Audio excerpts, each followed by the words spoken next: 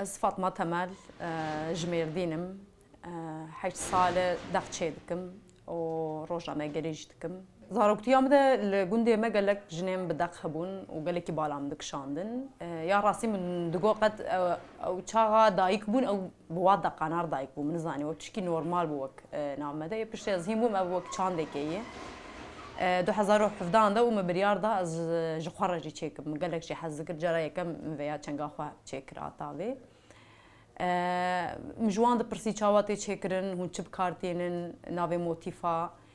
İşte wan ji digot şîrê dayîkê û bi teniyê em bi derziyê dixin binêçerim yani wa derziyê lê dixin û ew motîf derdikeve holê. Wala carekê du caran me bi pênûsê ji xwe ceriband û piştre me biryar da ez ji xwe re çê bikim. 2019 ez hatim Amedê ji bo zanîngeh bixwînim. Wê demê hinekî derfetê min zêde bû ji ber ku çaxa ez li gund bû derfet tune bû tenê jinên gundê me de me didîtin yani bi deq. Piştî ez hat vê derê lêkolîn bû çûm gunda û çi zanim li derdora me gelek kes hebû ê ku qala deqa bike, qala diya xwe, pîra xwe ji bo çi çêkiriye filan. û derdora me gelek kesî dixwast deq çêkir. Digot heya niha me dixwast em deq çêkin lê kes tune bû. Piştre min zanî wê dê min xwe hîn kiribû yani teknîk û hebra wê çawa tê çêkirin û wî hawî ez xwendekar bûm û min hemberî pirtûkekê û çi zanim tiştekî ne wek pere wek takas me çê dikir. Min ji wan deq çê dikir wan tiştê ku ez dixwast didan me. Wî hawî dest pê kir. Wala 2020 de em deqar stûdyo ava kir li Sûrê cîkî dîrokî ne ev der bû cara yekem ciyekî din me dest pê kir ya wisa bêjim.